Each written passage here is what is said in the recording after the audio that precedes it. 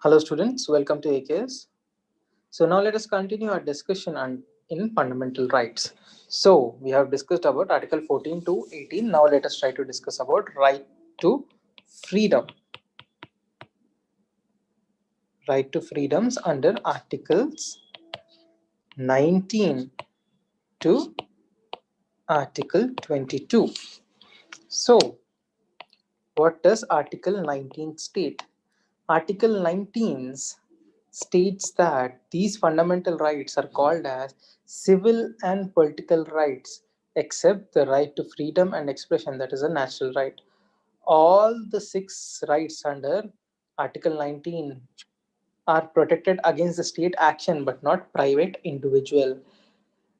So they are available only to citizens and to shareholders of a company, but not to foreigners or legal persons like corporations, etc.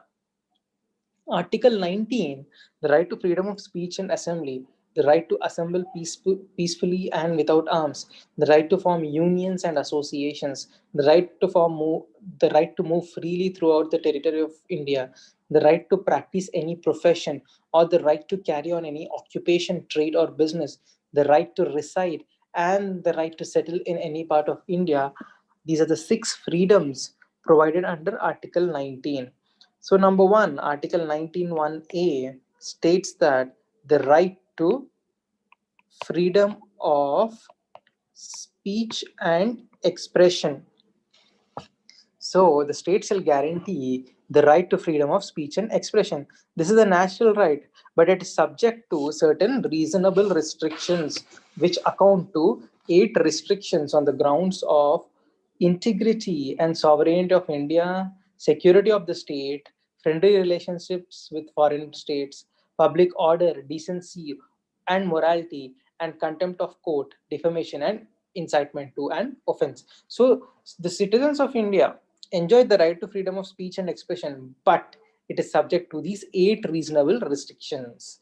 The Supreme Court of India declared that the right to freedom of speech and expression under Article 91A has a wide scope, which are integrally contained in Article 91A, such as the freedom of press, as press is an agency via which an individual is able to exercise his right to freedom of speech and expression and influence people.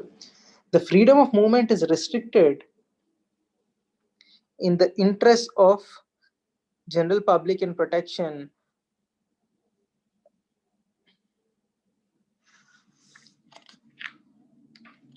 So the Supreme Court mentioned certain rights like the right to freedom of within right to freedom of speech and expression. You have right to freedom of press, right to silence. Okay, so the the Kerala Supreme Court upheld in the Jehovah Witness case the right to silence during national anthem. Then you have right to access of people of India to airwaves. So this is a constitutional right. Right to information. Okay, right to information, that is a right to freedom of speech and expression, is useless if people are denied access to information. So the Supreme Court in the SP Gupta versus Union of India case 1982 declared that Article 19(1)(a) includes right to information, which will have the status of a constitutional right and not a fundamental right. It can be exercised for information only of public character. Thus, to bring effect to this right to freedom of information, in the year 2005, Government of India passed the Right to Information Act. It has become a vehicle to empower people, and the transparency has been ushered in the government, and this led to empowerment of the people to demand the information without red tapeism, and this created social awareness and effective governance in the Indian polity. Then, within right to freedom of speech and expression, the Supreme Court said that there is also the right to commercial speech, right to information, right to silence, right to commercial speech, right to access to airwaves, right to freedom of press. Okay.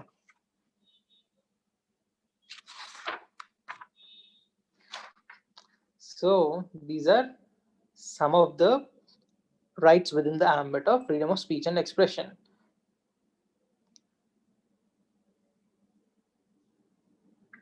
Then Let us deal with Article 20.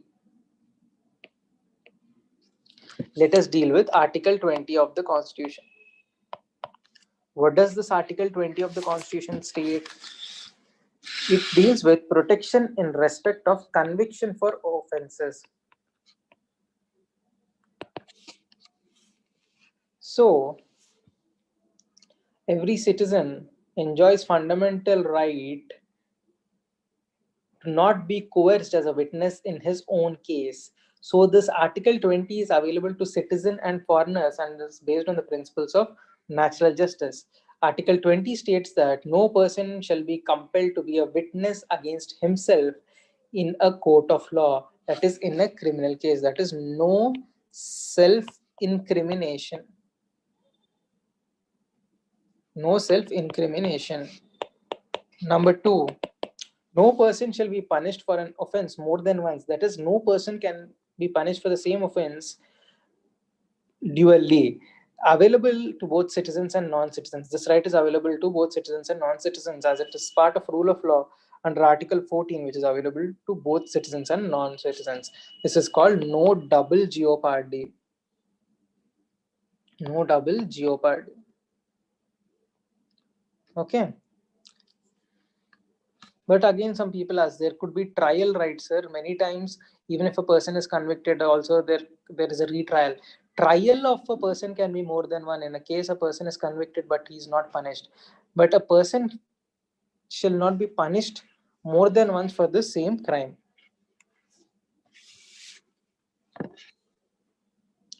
Then there shall be no ex post facto law.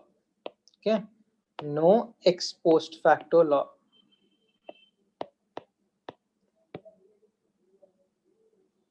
No ex post facto law. What does it mean? No person shall be convicted or punished for any offense unless it has been declared as an offense under law which has been existent at that time. It is one of the principles of natural justice.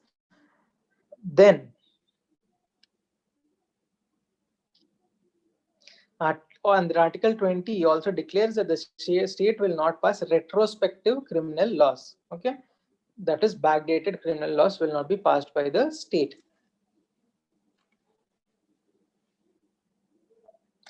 So that is about Article 20 of the Constitution. In our next video, we will deal with Article 21 of the Constitution.